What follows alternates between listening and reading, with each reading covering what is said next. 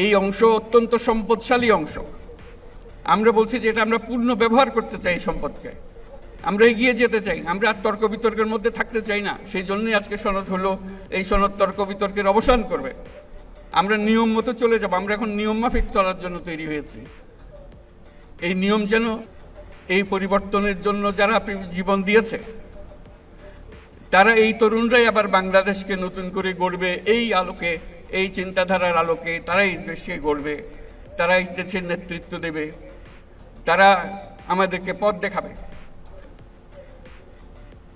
আজকে এই দিনটি যে পেলাম, এটা মহান দিন। এটার কথা চিন্তা করলে গা শিউরে ওঠে। এমন একটি দিন, সেটা শুধু জাতির জন্য না, সারা পৃথিবীর জন্য একটা বড় রকমের উদাহরণ হয়ে থাকবে। বহু জায়গায় যেটা পাঠ্যপুস্তকে থাকবে, সেটা ক্লাসরুমে আলোচনা হবে, রাজনৈতিকবিদদের মধ্যে নিয়ে এটা নিয়ে আলোচনা হবে বিভিন্ন দেশে। কোনটা ঠিক, কোনটা বেঠিক, তারা কি বললো, আমরা কি চাই, তারা সেটা পারে কিনা সেটা চেষ্টা করে দেখবে তাদের দেশে এটা সম্ভব কিনা। যেই উদাহরণ আমাদের দেশের রাজনৈতিকবৃন্দ সৃষ্টি করেছেন, সেটা দেশের জন্য তো বটেই, সারা পৃথিবীর জন্য উদাহরণ হয়ে থাকবে। আমি তাদেরকে আবারও মোবারকবাদ জানাই এই কাজটি করার জন্য, দেশকে অনেক উচ্চে নিয়ে যাওয়ার জন্য। বহু উচ্চে নিয়ে গেছেন তারা। এই যে আমরা এটা পারলাম, একটা কমিশন বসিয়ে একমত করার চেষ্টা করা, এই যে কমিশন বসানো হলো, এই সুযোগ যারা দিল, যার কারণে হলো, তাদের কথা আমরা একবার স্মরণ করি। গণ অভ্যুত্থানের নায়কদের কথা স্মরণ করি, যাদের কারণে আজকে আমরা এখানে এসেছি, যারা এই অভ্যুত্থানের জন্য প্রাণ দিয়েছে, রক্ত দিয়েছে, তাদের কাছে স্মরণ করি। যারা আহত হয়েছে, বীর যোদ্ধা যারা আহত হয়েছে, বেঁচে আছেন, কষ্টে আছেন, তাদের কথা স্মরণ করি, তাদের কাছে আমাদের শ্রদ্ধা জ্ঞাপন করি, আমাদের কৃতজ্ঞতা প্রকাশ করি। তাদের জন্যই আজকে আমাদের এই দিনটি করা সম্ভব হয়েছে। তাদের কাছে আমরা সারা জাতি চিরকৃতজ্ঞ থাকবে। আমরা সেই কৃতজ্ঞতা তাদেরকে জানালাম।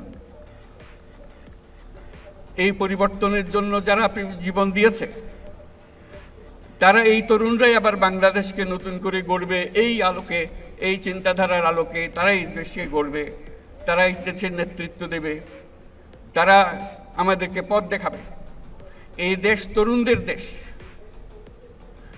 এখানে 18 কোটি মানুষের মধ্যে অর্ধেক মানুষ হলো 27 বছরের নিচে। চিন্তা করেন কিরকম তরুণ এই মানুষ, বাংলাদেশের মানুষ। এটি আমাদের সম্পদ। সারা দুনিয়া অবাক বিশ্বে আমাদের দিকে তাকিয়ে আছে, কখন আমরা তাদেরকে সাহায্য করব ওই তরুণদের পাঠিয়ে। কারণ সারা দুনিয়াতে তরুণদের অভাব, কোনো দেশে তো তরুণ নাই বলতে গেলে। কাজে তারা আমাদের দিকে তাকিয়ে আছে।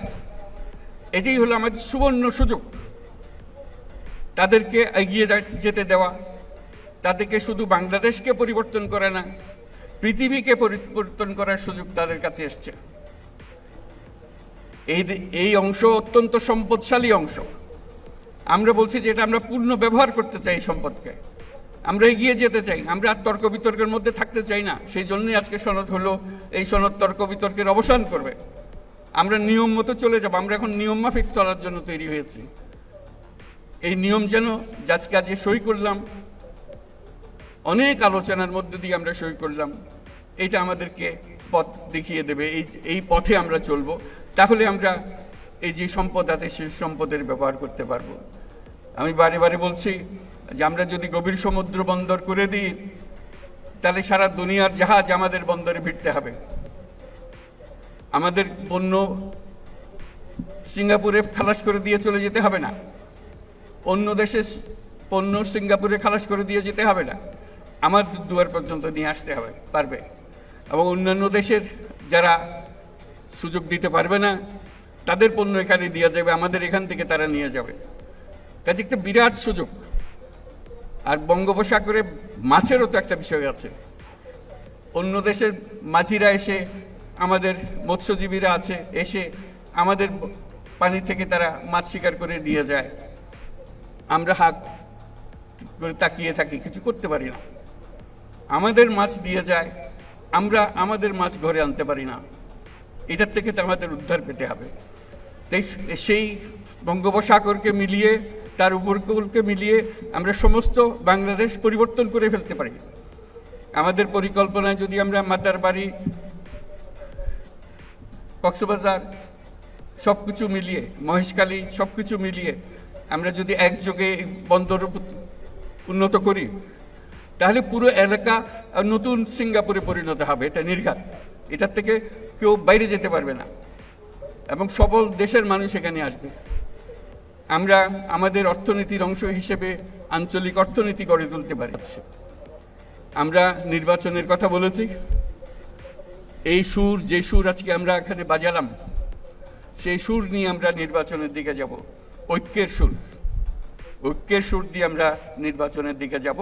ফেব্রুয়ারিতে নির্বাচন হবে এবং এই ঐক্য যেন বজায় থাকে। আজকে ঐক্যমত্যে আমরা যেরকম সনদ করলাম, এই রাজনীতির ব্যাপারেও, নির্বাচনের ব্যাপারেও আপনারা রাজনৈতিক নেতারা বসে, বিভিন্ন দলের নেতারা বসে একটা সনদ করেন কিভাবে নির্বাচন করবেন। যেমন তেমন করে নির্বাচন করলে তো আবার পুরোনো জায়গায় ফিরে যাওয়া, কিছু করে লাভটা কি হলো? এই কথা লিখে আমার লাভ কি হলো?